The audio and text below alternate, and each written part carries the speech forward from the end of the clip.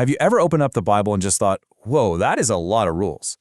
Well, what if I told you it's not just some random list of do's and don'ts? What if it's actually one big, incredible story about a rescue plan?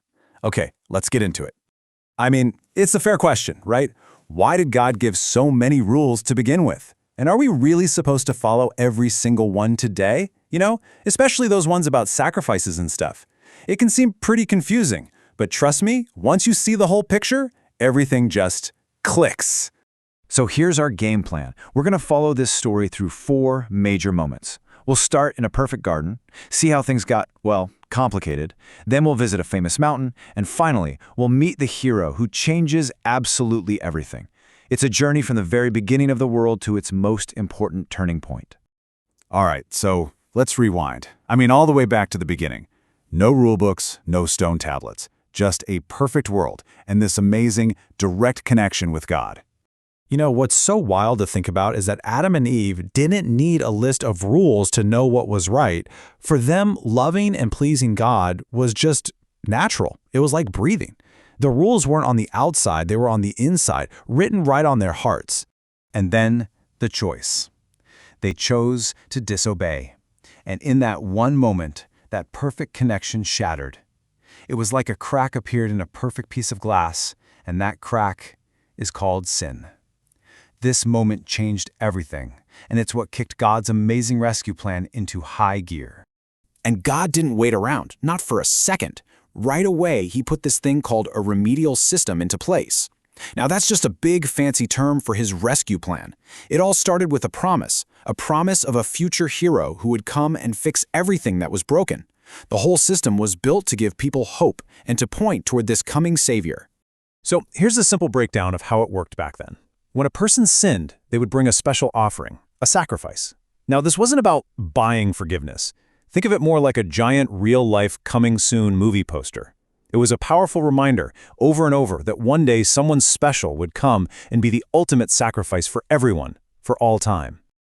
All right, let's jump forward in our story. A few thousand years have passed, and humanity, well, they've gotten pretty mixed up about who God is and how to live. So it was time for God to make things crystal clear.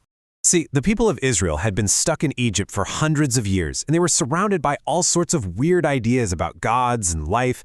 They were starting to forget the simple truths their ancestors knew. So God brings them out to this mountain, Mount Sinai, and in this huge, dramatic way, he decides to spell things out so there could be no more confusion. And this, right here, is the key to everything. At Sinai, God basically gave 2 different lists of rules for 2 totally different reasons. On one side, you've got the forever rules. You know them as the 10 Commandments. God wrote these himself with his own finger on stone to show they are permanent, that they reflect his own character. Then, on the other side, you have the for now rules. Moses wrote these down in a book. This was all the stuff about sacrifices and the sanctuary, the whole system of symbols that acted like signposts pointing down the road to Jesus. And hey, just in case anyone thought those forever rules might have an expiration date, Jesus himself set the record straight. He basically said, "Don't even think I came to get rid of this law. It's more permanent than heaven and earth." So yeah, those rules aren't going anywhere. Now, these laws didn't just exist on their own. They were part of these bigger agreements, these big promises that God made with people. You can think of them like official deals that spell out how the whole relationship works. And just like the laws, there are 2 big deals we really need to get. And the special word for these deals is covenant. That's all it means. It's a super serious, unbreakable promise between God and people. It's how God makes his plans and promises totally official. So the old promise, or old covenant, that was the one made at Mount Sinai. The people basically stood up and said, "Yep, we can do it, we'll obey everything." But that deal was based on their own power, their own strength. The new promise, though, is actually the original one, the one God whispered way back in the garden, and its terms are a complete game changer. It's not us saying, "I will obey," it's God saying, "I will help you obey. I'll give you a new heart." See the difference? It's all about his grace, not our effort. It's about getting that law written back on our hearts, just like it was in the beginning. So you might be thinking, well, why even have that old promise then? And that's a great question. It was the perfect object lesson. By trying really, really hard to keep the law in their own strength and failing, the people learned something absolutely crucial. They couldn't do it. They couldn't be perfect on their own. It made them see just how desperately they needed the Savior the new promise was all about. And that, right there, leads us to the climax of the entire story, the moment all of history was bending towards, the arrival of the hero. Every single sacrifice, every ceremony, every one of those 4 now rules was like an arrow pointing down the highway of history, and they all pointed to one person, Jesus. He was the one the promises were about. He was the living, breathing fulfillment of everything that rescue plan had been hinting at for thousands of years. The hero was finally here. So what happened when Jesus finished his mission? Well, a bunch of stuff changed. All those for now rules, the ceremonial laws about sacrifices, they just ended. Why? Well, because their job was done. You don't need the coming soon poster after the movie has come out. Jesus made the one ultimate sacrifice for everybody, so the symbols just weren't needed anymore. And the new promise? It was efficiently launched for the whole world. But, and this is so important, we have to see what stayed the same. The forever rules, the 10 commandments. You see, the death of Jesus didn't get rid of them, it actually showed how important they are.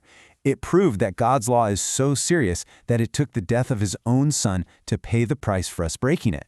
Those rules are still our perfect guide for how to love God and love each other.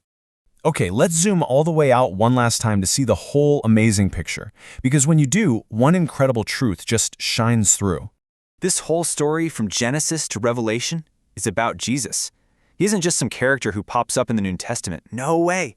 He is the golden thread that's woven through every single page, tying the entire story together into one single beautiful rescue mission. And check this out, this might blow your mind. It was Jesus, the Son of God, who was there all along. It was his voice that gave that first promise of a rescuer in the garden. It was Jesus who renewed that promise with Abraham. And get this, the source material explains that it was Jesus himself whose voice thundered the 10 commandments from Mount Sinai. He gave the rules, and then he came to be the perfect example of those rules, and the sacrifice for when we break them. How amazing is that? So, when you put it all together, it's actually really simple. The Bible isn't a confusing list of random rules. It's one big epic story about a rescue. It has forever rules to show us the best way to live and love, and it had a history of for now rules that all acted as signposts pointing to the hero of the whole story, Jesus. So, I'll just leave you with this to think about. Knowing that it's all part of a giant love story, a rescue plan that's all about a hero, how does that change the way you see God's rules? It's definitely something to chew on.